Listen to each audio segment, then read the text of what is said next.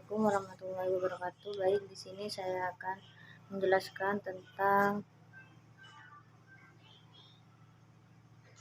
materi pendidikan, yaitu dalam Al-Qasiyat ayat 17-21 menjelaskan tentang maka apakah mereka tidak memperhatikan unta bagaimana ia diciptakan, dan langit bagaimana ia ditinggikan, dan gunung-gunung bagaimana ia ditegakkan, dan kepada bumi bagaimana ia dihamparkan. Maka marilah peringatan, karena sesungguhnya kamu hanyalah pemberi peringatan.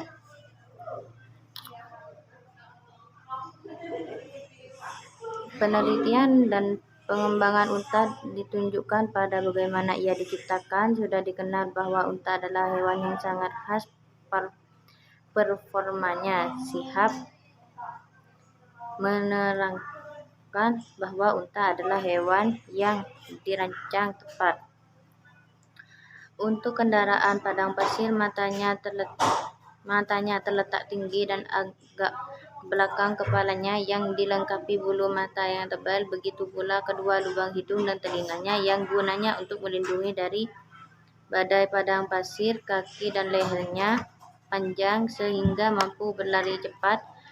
Telapak kakinya lebar untuk memudahkan berjalan di atas pasir. Di bawah dadanya terdapat daging tebal, sementara di sediaan kakinya terdapat bantalan-bantalan yang berguna baginya untuk duduk di atas pasir yang panas atau tempat yang keras.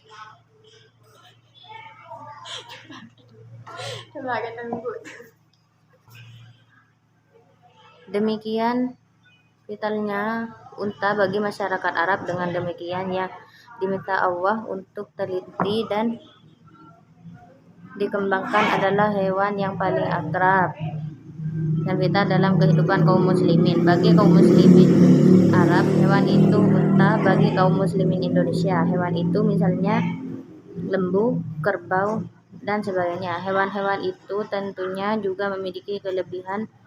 Lembu dan kerbau sesungguhnya sangat cocok digunakan dalam pertanian di negeri kita. Lembu dan kerbau sangat cocok digunakan untuk membajak sawah atau ladang dibanding traktor. Tahi lembu dan kerbau sekaligus berfungsi sebagai pupuk, namun bensin yang digunakan untuk menghidupkan traktor mencemari lingkungan, apalagi residu pupuk buatan yang biasanya mengiringi penggunaan traktor dalam pertanian. Di samping itu, memelihara lembu dan kerbau sekaligus berfungsi sebagai peternakan yang memberikan hasil, namun menggunakan traktor akan memerlukan biaya perawatan dan mengakibatkan risiko penyusutan sampai tidak bisa digunakan lagi. Selanjutnya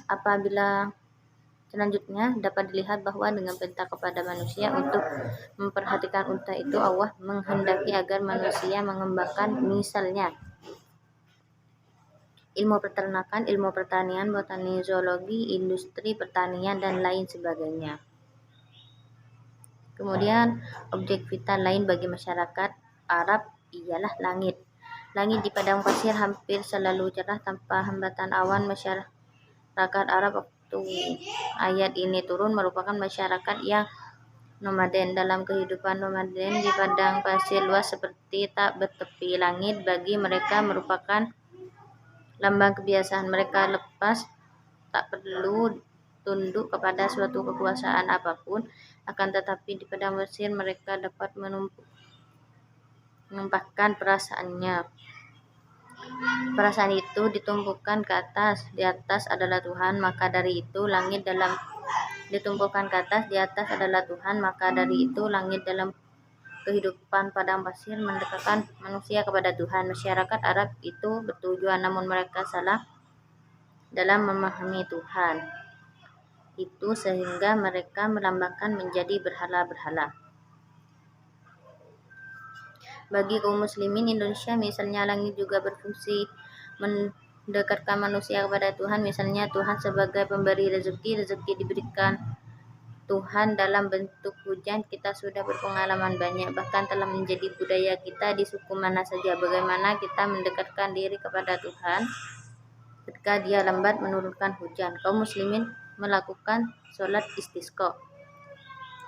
Dalam Al-Quran Allah memang berfirman bahwa Dia menjadikan bumi dan langit sebagai sumber rezeki.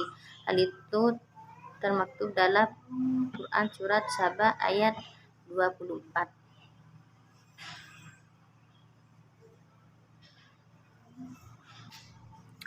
Kemudian, apakah dengan menurunkan uang dari langit atau memancarkan dari bumi? Tentu tidak. Maksud rezeki diberikan Allah dari bumi bagi kita sudah jelas, yaitu bahwa kita perlu mengeksplorasi dan mengeksploitasi segala macam potensi